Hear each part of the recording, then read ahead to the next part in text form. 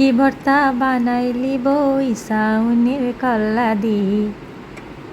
আজকে একটু অসুস্থ লাগছিল, তো মাকে বললাম ঝাল ঝাল কিছু একটা তৈরি করে দিতে।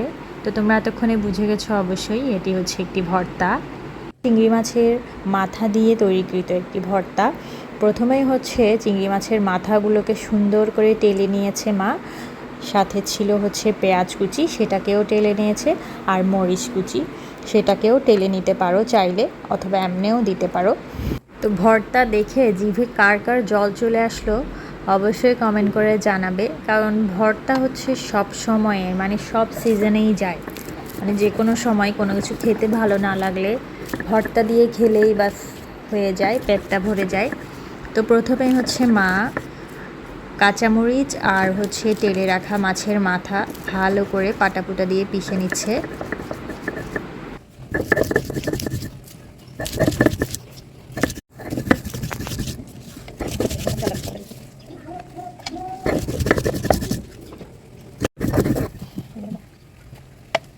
তো এখন হচ্ছে পেঁয়াজটাকেও একটু পুতো দিয়ে পিষে নেবে, যাতে করে এটি আছালো আছালো না থাকে, অর্থাৎ এটি মানে মিশে গেলে জিনিসটি খেতে ভালো লাগে, আর না হয় একটু আলগা আলগা থাকে, ওভাবেও ভালো লাগে, আসলে যার যেমনটা পছন্দ আর কি।